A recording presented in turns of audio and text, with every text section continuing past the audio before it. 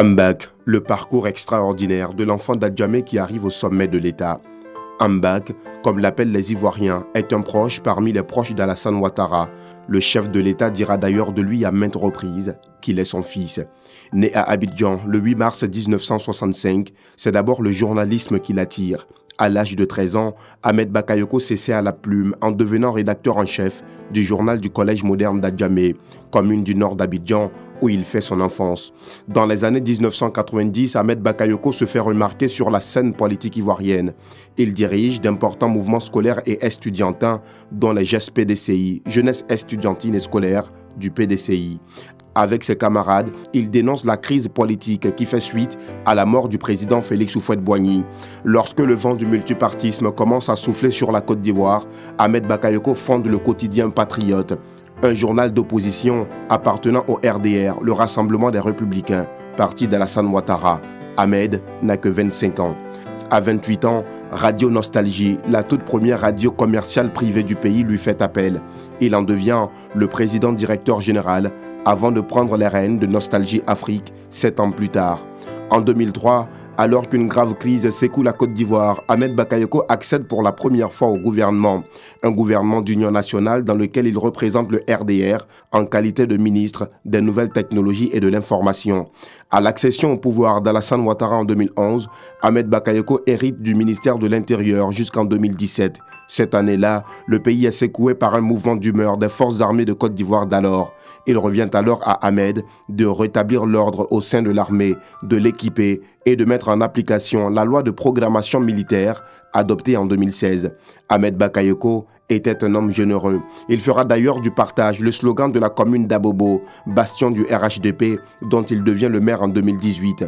Le 30 juillet 2020, suite au décès d'Amadou Gon Coulibaly, Ahmed Bakayoko est nommé à la tête de la primature.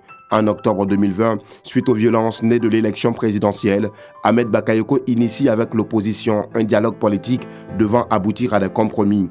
Le 9 février, à la veille de sa dernière apparition publique, Ahmed Bakayoko échangeait encore avec le secrétaire exécutif du PDCI RDA pour l'installation d'un climat social apaisé. Ahmed Bakayoko, c'est aussi l'ami des jeunes, l'ami des artistes, grand amoureux des musiques urbaines. C'est donc tout le pays qui le pleure, arraché à l'affection des siens, ce 10 mars 2021, des suites d'un cancer à l'âge de 56 ans. La Côte d'Ivoire perd un grand serviteur, un homme d'État et surtout de mission. À son arrivée, le client, comme l'appellent ici les médecins, se dirige d'abord vers le centre d'accueil pour renseigner sur une fiche toutes les informations administratives et médicales le concernant.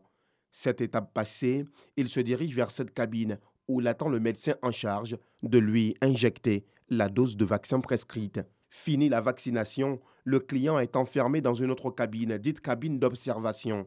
Pendant 15 minutes, on vérifie si la vaccination ne produit pas d'effets secondaires sur lui. Dernière étape de la vaccination. L'intérêt de cette vaccination, elle est triple. D'abord, on se vaccine pour se protéger soi-même, on se vaccine pour protéger notre famille et on se vaccine pour protéger la communauté. Nous n'avons pas de délai. Nous allons vacciner tant que nous avons des doses disponibles. Nous devons vacciner plus de 5 millions de la population ivoirienne. La Côte d'Ivoire a commencé la vaccination contre la Covid-19 depuis le 1er mars 2021. C'est le vaccin AstraZeneca Oxford qui est injecté aux Ivoiriens. Les résultats combinés de 4 essais cliniques au Royaume-Uni, au Brésil et en Afrique du Sud ont montré que le vaccin Covid-19 AstraZeneca était sûr et efficace pour prévenir la Covid-19 chez les personnes à partir de 18 ans. Élargi depuis le 8 mars aux personnes âgées de 50 ans ou plus, la vaccination rencontre l'adhésion des populations cibles. En témoigne l'affluence au centre de vaccination ouvert au parc des sports de Treichville. C'est par rapport à la protection surtout, parce que je connais des personnes qui ont été atteintes du Covid. Plusieurs personnes en sont décédées. Même ce matin, j'ai perdu le mari d'une sœur. Donc, lorsqu'ils ont ouvert au public, je me suis dit que c'était impératif que je vienne me faire vacciner. Le vaccin, vu son caractère préventif, déjà nous prévient de certaines maladies, dans le cas d'espèce contre la Covid.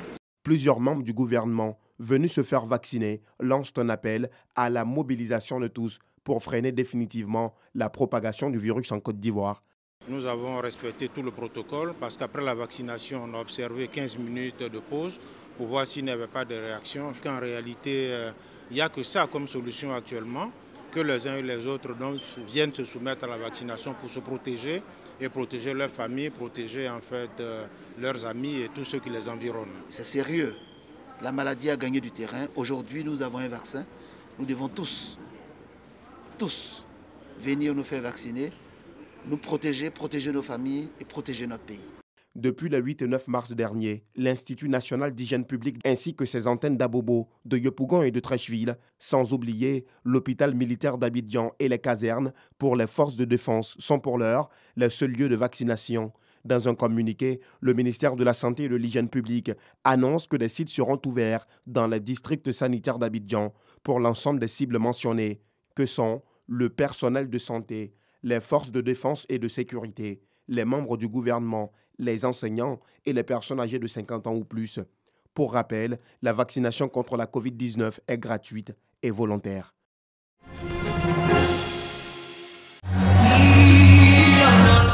Bien mises pour la circonstance, les femmes de Cocody se sont retrouvées à la mairie de la dite commune pour marquer d'une pierre blanche cette journée qui leur est dédiée. Aux côtés des femmes de la commune de Cocody, les femmes qui travaillent au sein de la mairie ont témoigné leur gratitude au premier magistrat de la commune de Cocody qui leur a accordé une place de choix dans la municipalité. Sur 5 chefs de service, 4 sont des femmes, 2 sont adjointes au maire sur 6 et 32% du conseil municipal est féminin. Et cette journée, nous rendons grâce à Dieu pour toutes les femmes, nos dévancières, qui ont combattu pour que cette journée-là puisse exister. Nous avons droit au vote, nous avons droit aux différents corps de métier auxquels les femmes n'avaient pas droit. La présidente de la Fédération des associations des femmes de Cocody a aussi traduit la reconnaissance des femmes au maire pour les actions menées en leur faveur. C'est une aubaine pour nous aujourd'hui à Cocody avec notre papa Yassé qui, dans sa volonté de toujours accompagner les femmes, nous met en honneur pour ce 8 mars. Et cette journée, c'est pour nous donner la force, pour dire aux femmes de Cocody, elles ont de la valeur, elles ont de la qualité. L'égalité entre hommes et femmes, c'est possible si nous donnons la main et nous croyons en nos potentialités de femmes que nous sommes. Des mots approuvés par la marraine de la cérémonie qui a relevé le rôle que joue la femme au sein de la cellule familiale et de la société. Nous savons que la femme, depuis les temps les plus reculés, n'a pas eu la chance d'être mise en avant dans la société. Et donc depuis lors jusqu'à maintenant, il y a eu un énorme pas qui a été fait en tant que femme. Nous avons eu l'occasion donc d'avoir une pensée pieuse pour toutes ces femmes qui souffrent dans leur chair, qui souffrent dans leur foyer, qui souffrent dans leur vie professionnelle. Nous leur demandons simplement d'être courageuses. Toutes ces marques d'attention à l'endroit des femmes ont rendu poète Jean-Marc Yassé, maire de la commune de Cocody, qui a remis au goût du jour ce poème de Camara Laye, à ma mère. Femme noire, femme africaine, ô toi ma mère, je pense à toi.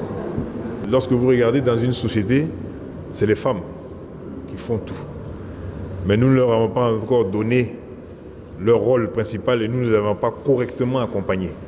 Donc le Seigneur donne la possibilité aujourd'hui de prendre conscience de cette petite négligence et que nous redonnions aux femmes ce dont elles méritent et que nous puissions les accompagner afin qu'elles puissent s'occuper correctement de nous. Parce que vous savez, lorsqu'une femme est heureuse et lorsqu'une femme est satisfaite, le couple, la famille va bien. En outre, plusieurs panels sur l'entrepreneuriat se sont tenus en vue de donner aux femmes la culture de l'autonomisation par la mise en place de projets générateurs de revenus.